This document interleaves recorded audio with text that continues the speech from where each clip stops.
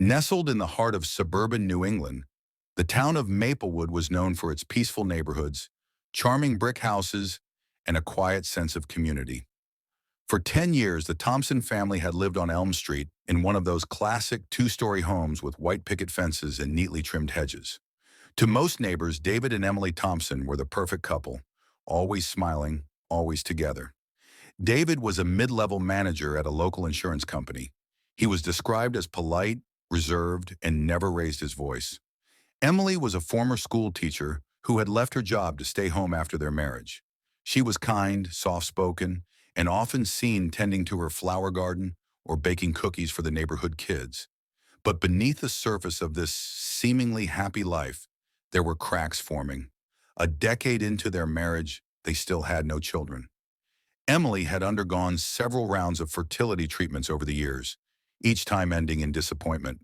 David, though supportive on the outside, grew distant and frustrated. He began working longer hours, skipping dinners, and spending more time at the office than at home.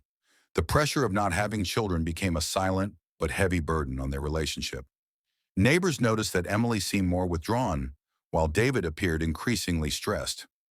No one suspected anything serious until one cold November morning when Emily's body was found in the garage, slumped over the steering wheel of their car, the engine running and the door locked from the inside. The initial assumption was suicide, but something about the scene didn't sit right with Detective Marcus Reynolds, a seasoned investigator with over 20 years on the force. The car key was missing, the windows were closed, and the garage door was slightly ajar. There were no signs of struggle, no notes, no apparent reason for Emily to end her life. Reynolds had seen too many cases where the truth was buried under layers of silence and grief. He knew that sometimes what looked like a tragic accident or a personal tragedy could be the result of something far darker. As he stood in the Thompsons' driveway, watching the early morning fog roll over the rooftops, he made a silent promise to himself. He would uncover the truth behind Emily Thompson's death, no matter how deep it went. He started with the basics, the timeline, the alibis, the relationships. But he also knew that sometimes the best clues came from the smallest details. And in this case, the first clue might just be the fact that David Thompson hadn't cried once since his wife's body was discovered. Detective Marcus Reynolds began his investigation with a careful review of the timeline surrounding Emily Thompson's death. According to David, he had come home from work around 7:30 p.m. on the night in question. He said he found the garage door slightly open and heard the car engine running. When he approached the vehicle, he saw Emily slumped over the steering wheel, unconscious.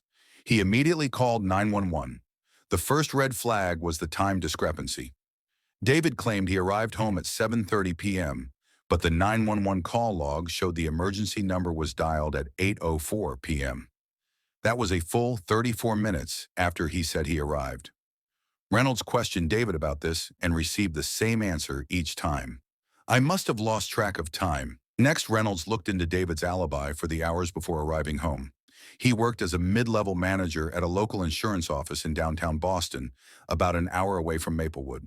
His co-workers confirmed that he left the building at 6:15 p.m., which gave him more than enough time to drive home by 7:30 p.m. if he hadn't been stopped or delayed. But here's where things got interesting.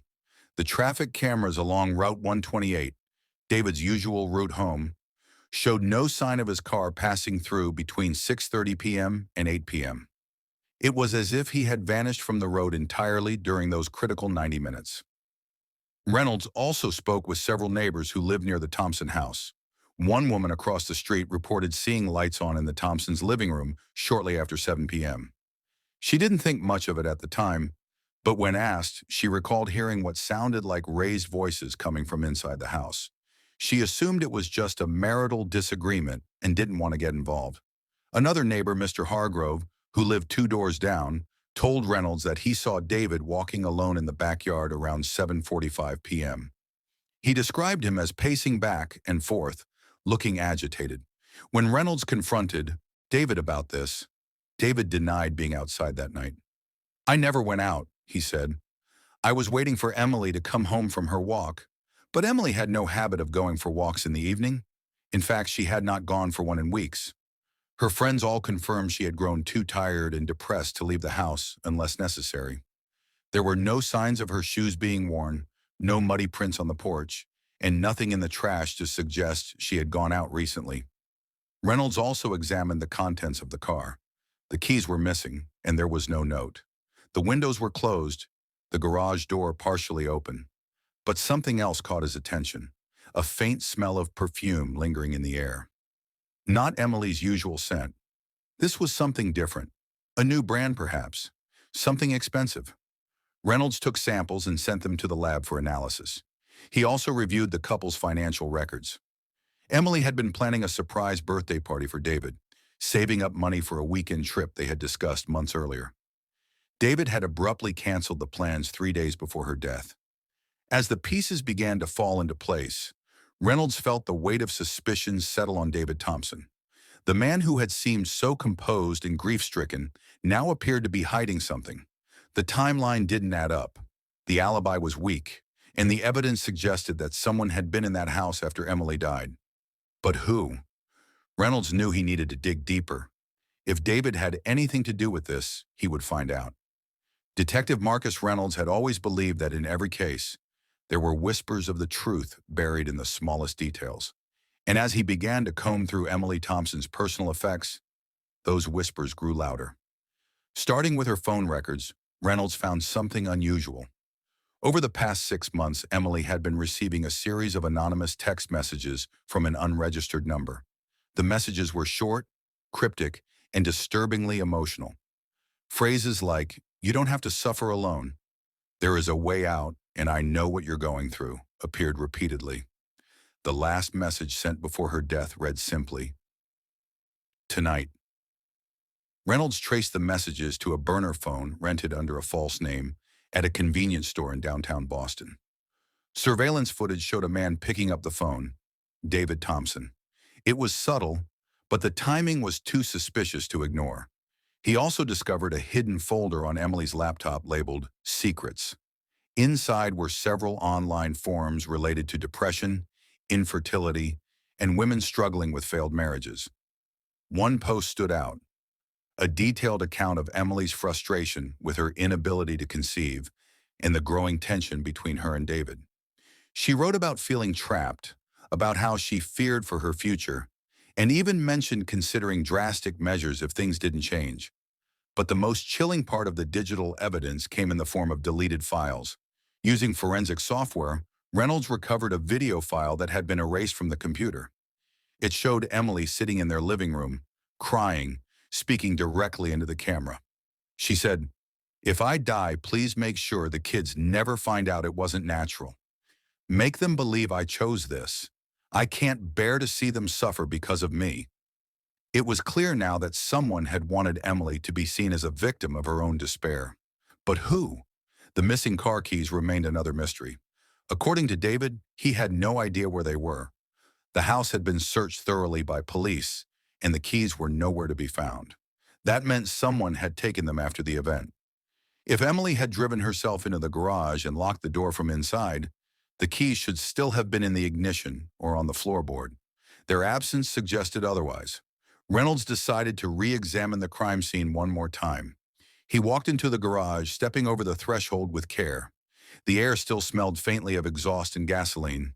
He crouched down near the driver's seat and noticed a small smudge on the dashboard. It looked like a fingerprint, but not Emily's. When tested, it matched David's left thumb. That was the first physical link connecting him to the vehicle. But Reynolds needed more than just a print. He needed a motive strong enough to justify murder. As he dug deeper into the couple's financial history, he uncovered something else. A large life insurance policy on Emily, taken out just 3 months before her death. The beneficiary? David Thompson. The policy was worth $500,000, and the premiums had only recently started being paid in full. The final piece of the puzzle came from a neighbor named Mrs. Langley, who had noticed something strange in the days leading up to Emily's death. She had seen David driving around town late at night, sometimes twice in a single evening. When asked, he claimed he was working late and couldn't sleep. But Mrs. Langley remembered something specific. On the night Emily died, she saw David pacing outside his house, looking at his watch anxiously. Then shortly after 7 p.m., she heard a loud crash from the garage, followed by silence. No siren, no call for help. just silence. Now Reynolds had more than suspicion. He had motive, opportunity, and a growing body of circumstantial evidence pointing toward David Thompson. But he knew that in order to bring him to justice, he would need the irrefutable proof that would hold up in court. And so, with a heavy heart and a determined mind, Detective Reynolds prepared for the next step in the investigation, confronting David face to face.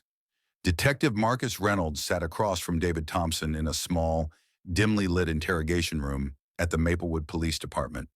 The air was thick with tension, the kind that came not from shouting or raised voices, but from silence. Long, deliberate pauses filled with unspoken truths. David had been brought in for questioning after Reynolds presented him with the evidence he had gathered over the past few days. He wore a clean shirt, his hair neatly combed, and his hands rested on the table as if trying to appear composed. But Reynolds could see it, the flicker of anxiety in his eyes, the way his fingers twitched slightly when he wasn't looking. Reynolds began by laying out the timeline again, carefully and methodically. "You left work at 6:15 p.m., he said, watching David closely. "You didn't appear on any traffic cameras until 8 p.m. Your neighbors heard you pacing outside your house around 7:45 p.m. You claim you were waiting for Emily to come home from a walk she hadn't taken in weeks." David's jaw tightened. "I told you before, Detective. I was worried about her. She'd been so down lately, I thought maybe she just needed some time alone." Reynolds leaned forward. "Then why did you rent a burner phone under a fake name?" His voice was calm but firm. "And why were you texting your wife messages like, 'You don't have to suffer alone, and tonight'?" David's face paled. "That's not what it looks like. I was trying to help her. I didn't want her to feel alone." "Help her how?"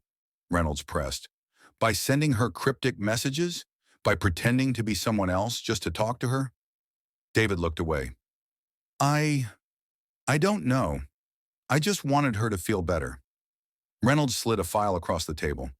"We found a video on your wife's laptop. In it, she says, 'If I die, please make sure the kids never find out it wasn't natural.' She believed she was going to die tonight, David, and yet she didn't do it herself." David's hands clenched into fists. "She was suffering. I didn't want to see her like that anymore." "And what exactly did you think would happen?" Reynolds asked, his voice low but intense. "Did you plan this? Did you tell her it was her only option? Did you push her into doing it?" David shook his head. "No, I didn't push her. I didn't stop her." Reynolds paused, letting the weight of those words settle between them. "So you let her drive into the garage with the engine running, knowing she wouldn't make it out alive. You waited outside while she died, then you locked the door behind you and called 911. Is that what happened?" David's breathing became shallow. "I didn't mean for it to get this far." "Then explain the life insurance policy," Reynolds said, sliding another document across the table.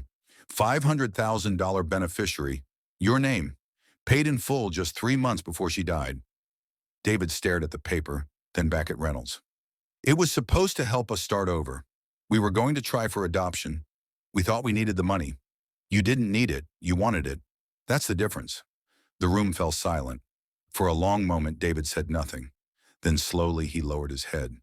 "I didn't kill her," he whispered, "but I made her believe she had no other choice." Reynolds studied him for a long time. "That's not much different," he said quietly. "You gave her a reason to end her life. You knew what she was going through. You knew she was vulnerable. And instead of helping her, you broke her." David looked up, tears forming in his eyes. "I loved her," he said. "I still do." Reynolds nodded. "Love doesn't justify murder. It doesn't excuse cowardice. But it does explain a lot." He stood up, signaling the end of the session. As 2 officers led David out of the room, Reynolds remained seated, staring at the empty chair across from him. The case was turning. The truth was coming out. And soon justice would follow.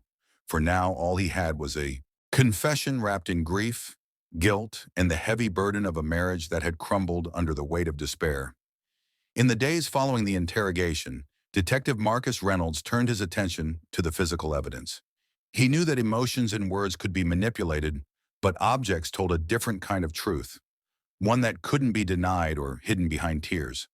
The first stop was the Maplewood Police Department's forensic lab, where a team of analysts had been working around the clock to process every item collected from the Thompson home.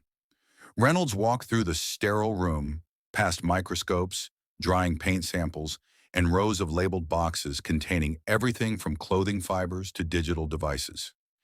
He approached a workbench where a technician named Officer Ramirez was examining the contents of the car found in the garage. "What have we got?" Reynolds asked. Ramirez adjusted her glasses and pointed at a small plastic bag holding the ignition key. "It's clean. No prints, no DNA. Whoever took it wiped it down thoroughly." Reynolds nodded. "And the interior of the car?" "Same story. We found two sets of fingerprints. Emily's on the steering wheel and dashboard, and David's on the door handle and outside frame. But here's the kicker," she said, pulling up a photo on her tablet.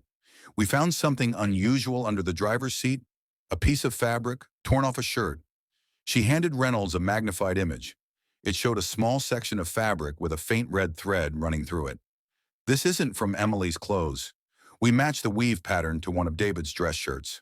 He was wearing one like it the night she died." Reynolds frowned. "So he was inside the car after she died. That's what it looks like," Ramirez confirmed. "And there's more. We found traces of carbon monoxide residue in the air vents. That means the engine was running for a while before someone shut it off." Reynolds thought back to the time discrepancy. If the engine had been running for over an hour before the call came in, then David hadn't just arrived on the scene, he'd been waiting. They moved to another table where a second technician, Officer Nguyen, was reviewing the results of the perfume analysis.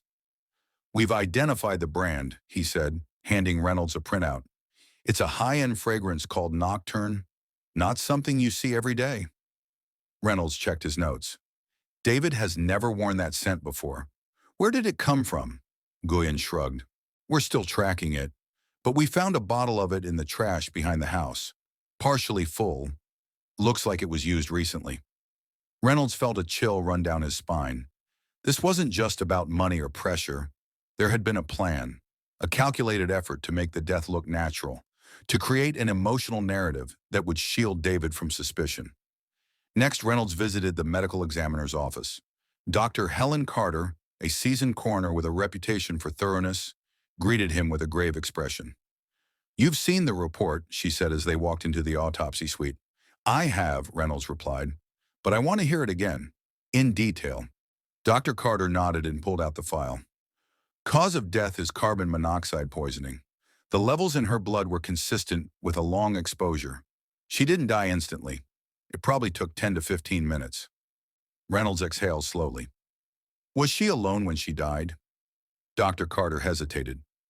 "There's no sign of struggle, but there are some subtle indicators that suggest she may have been emotionally distressed before she entered the car.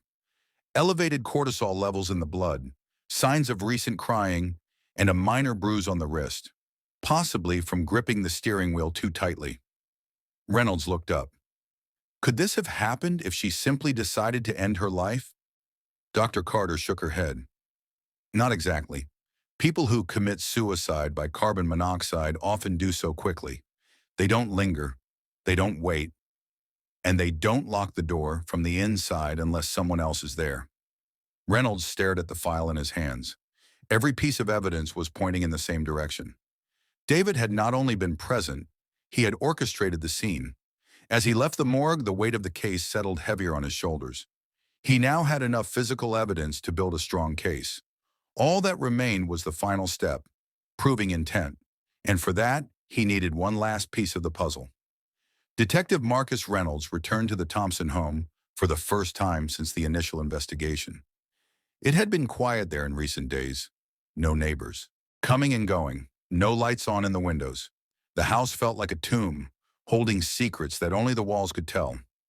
He was joined by two officers and a forensic linguist from the State Police Department, Dr. Evelyn Cole, who specialized in analyzing handwritten notes and digital communications for signs of deception or emotional distress. Reynolds knew they were running out of time. David's legal team had already started filing motions to suppress evidence and challenge the admissibility of certain statements. He needed something undeniable, something that couldn't be twisted or explained away. They began with the upstairs bedroom, where Emily had spent most of her final weeks. Her side of the bed was still made, the sheets crisp, as if she had never left. On her nightstand sat a small ceramic mug filled with dry lavender. Nearby, a stack of journals lay open, pages slightly curled from frequent reading. Reynolds flipped through one of them. It was a personal journal, dated back several years.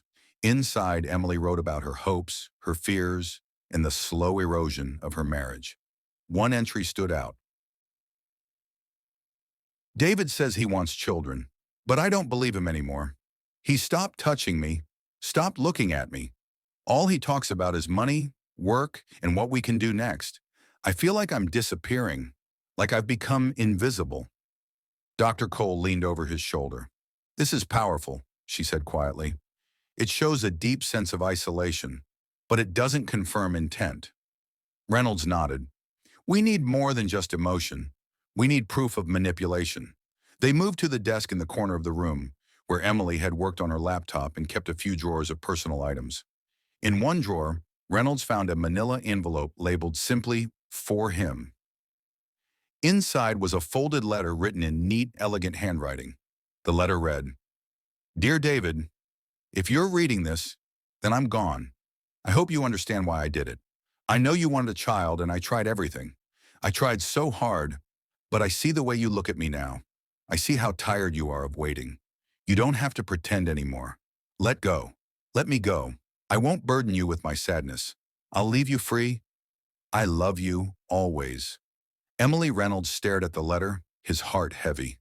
This was not a suicide note. This was a farewell from someone who had been led to believe that death was the only way to end her suffering. Dr. Cole picked up the letter and examined the paper closely. This isn't typed, she noted, handwritten. And the style, this is not Emily's usual handwriting. It's too formal, too deliberate. She didn't write this in a moment of panic or despair. She composed it carefully. Reynolds frowned. Then who wrote it? Dr. Cole handed the letter back. I think this was written by David, or at least it was written under his influence. Either way, this letter was planted. Reynolds looked around the room again, piecing it together. Someone had placed this letter in the drawer after Emily died. They had wanted to make sure it would be found, to paint a picture of a woman who had willingly ended her life because she loved her husband too much to burden him. But the truth was far darker. Emily hadn't chosen to die. She had been pushed into it by the very man who claimed to love her. Reynolds tucked the letter into an evidence bag. This is it, he said quietly. This is the last piece. Now all that remained was to bring David to justice. The courtroom in the Maplewood County Courthouse was filled with people, neighbors, friends, family, and reporters. The air was thick with tension as the trial of David Thompson for the murder of his wife, Emily, began. At the center of it all sat Detective Marcus Reynolds, watching from the front row as the truth he had spent weeks uncovering was now being laid bare before a jury. David sat at the defense table, pale and silent, flanked by his attorneys. His face showed no emotion, but his eyes betrayed something deeper: grief, regret, or perhaps guilt. Across the aisle, Emily's parents sat stoically, their hands clasped tightly together. They had lost more than just a daughter. They had lost the woman who once brought them joy, comfort, and laughter. The prosecution opened with a powerful statement from the lead attorney, Ms. Angela Grant. This case is not about a man who lost his wife to depression, she said, her voice steady and clear. It is about a man who manipulated his wife into believing that death was the only way out of her pain. It is about a man who used love as a weapon. Reynolds took the stand first. He described how the investigation had begun with what seemed like a suicide, only to uncover layers of deception, emotional manipulation, and calculated planning. He detailed the timeline discrepancies, the hidden messages, the burner phone, the life insurance policy, and the physical evidence from the car and garage. He also spoke about the letter found in Emily's drawer, the one written in formal, deliberate handwriting. Dr. Evelyn Cole, the forensic linguist, confirmed on the stand that the letter was not in Emily's usual style and had likely been written by someone else, someone close to her. This letter, Reynolds told the court, was planted after the fact. It was meant to make us believe that Emily died because she wanted to end her suffering. But the truth is, she never had a choice. Next came the medical examiner, Dr.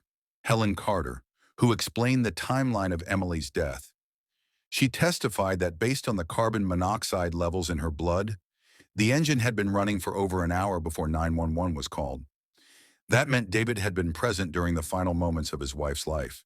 The most damning piece of evidence came when the prosecution played the recovered video from Emily's laptop. As the footage played, the room fell silent.